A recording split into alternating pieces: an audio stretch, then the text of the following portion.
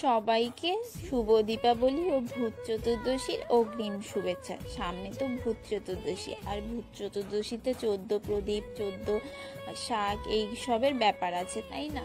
তো কদিন ধরেই ফেসবুক আর ইউটিউবে দেখছি দীপাবলি উপলক্ষে মাটির থালা, প্রদীপ এগুলো সুন্দরভাবে রং করে ডিজাইন করছে। তো ভিডিওগুলো দেখার পর আমারও ইচ্ছা জাগলো যে এই প্রদীপ আর থালাগুলো রং করে এবার না হয় ভূত চতুর্দশীতে এই প্রদীপ জ্বালাবো। তো আমি এর আগে কখনো এই প্রদীপ ডিজাইন করিনি, তো ফার্স্ট টাইমই ট্রাই করছি, তাই একটু ভয়েও ছিলাম যে কেমন হবে। যে কথা সেই কাজ, বাজার থেকে এই প্রদীপ থালা সব কিনে নিয়ে এসেছি। এগুলোতে রং করব আর সেগুলো ইচ্ছা মতন একটা ডিজাইন করব। তো আমার থেকে অনেকেই ভালো পারে, কিন্তু তাও আমি যেহেতু ফার্স্ট টাইম করছি তাই একটু ভিডিও শেয়ার করছি। প্রথমবার করছি তাই একটু সিম্পল ডিজাইনের মধ্যেই করব।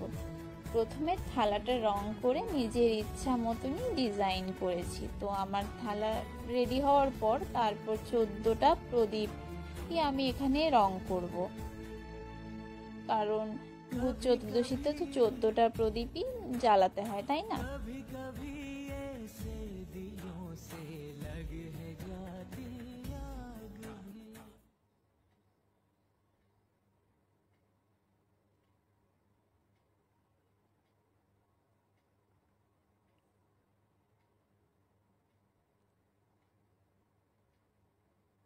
তো আমার 14টা প্রদীপ রং করা হয়ে গেছে, আর থালায় সাজিয়ে দেখি বেশ একটু ফাঁকা ফাঁকা লাগছে, তাই একটু সিম্পলের মধ্যেই ভাবছি ডিজাইন করব,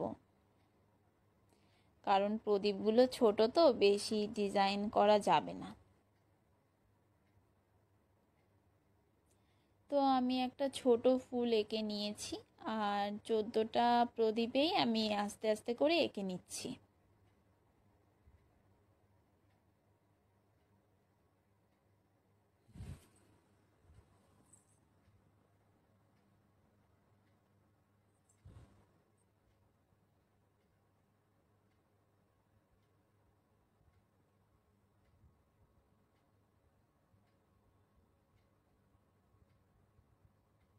তো এরপর মনে হলো যে প্রদীপের উপরের দিকেও একটু ডিজাইন করে নিই,